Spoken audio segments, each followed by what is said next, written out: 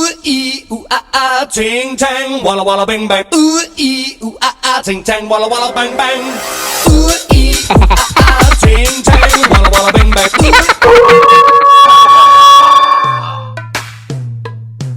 Hey, hey, teach me how to plug it. Hey, they be like smooth. What? Can you teach me how? Hello mga kabal, so welcome to my mini vlog. So nagabihaan gyud tano kay daghan kayong nagpasungkit og kopras niya. Ay ko abi nag manungkit na ko sus gipabunot pud ko previous nang bunot ang arang kay madong gasto. So ako nagusto na kong ipakuan sa inyo ipakita nga diri sa Japan safe ang mga bike, kay pwede ta mobilin og mga bike. Lumbay ang mga bike diha. Kuan sa kay murag kanang Pilipina ning nasong likod. Mao ta kay tabis man sa kuha. Pero unya nagmuhawa ng padayon tas tong vlog. Pinay siya to try. So inig mo kuan na kay imog lukaton na nimo imong bike. Tus lukon na ay naman rin ay kuan. Ano? Na ay murag touch button ba. So kana imo nang tus lukon. Ya kung unsa to nga number dito imong gi bagdukan sa imong bike mo to imong tus lukon. So ko kay 10 man to kung nga sa i-press na tong 10. 1 0 unya kining nagpika-pika. Oh, ko English. Oh, meaning 200 kuno 200 yen. Pika-pika, nya naman ko 500 pesos nga rin ngayon, mao ni iwalwag na tos bangag. Hulat sa excited ko kay.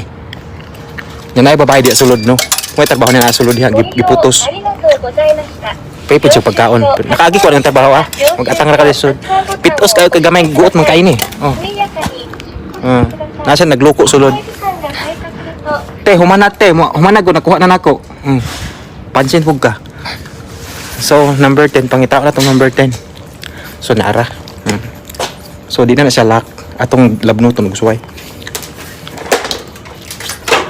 Dili na. So, meaning makabuhi na akong bike. Te, unsa oras na yung humanay mong duty nga ready ay? Te.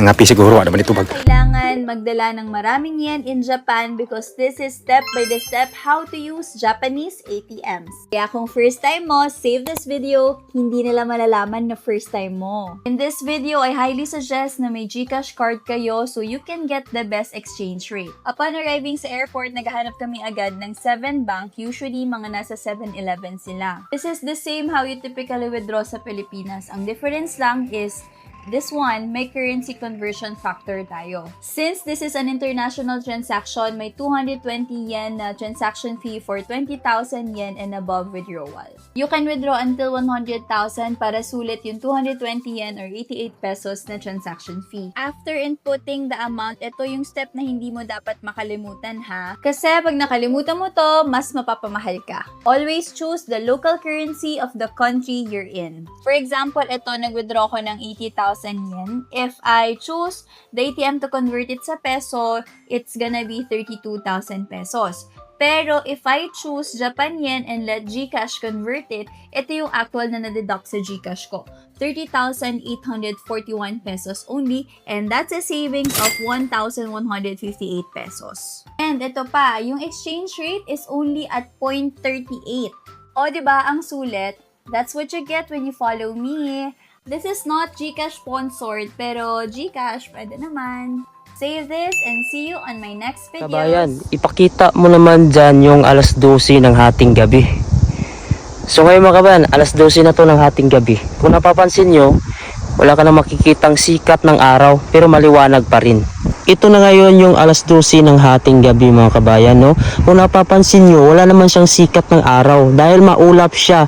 Yung araw kasi ay bumababa din minsan dito sa gilid. Kapag may ulap siya mga kabayan, no, natatakpan siya. Ang Greenland kasi kapag panahon na siya ng summer ay hindi na po lumulubog yung araw. Tinamaan kasi yung Greenland ng Arctic Circle, kung saan yung mga lugar na tinatamaan ng Arctic Circle ay hindi po lumulubog yung araw sa panahon ng summer. Pagkadating naman ng winter, winter, ang Greenland na naman ay may panahon na walang araw. Ito po yung alas 12 ng hating gabi. Kung napapansin nyo, walang may naglalakad-lakad dahil nga alas 12 ng hating gabi. Yung iba dito mga kabayan nakatulog na. Ako naman ay maaga akong natulog dahil nga dito sa Greenland ay hindi mo naman malalaman kung anong oras na kapag hindi ka titingin sa orasan, kapag ang basehan mo lang ay itong lugar na ito. I am worthy of abundance. I open the door. Money loves me and it comes more and more. I attract prosperity. It's my money needs me. Money wants me.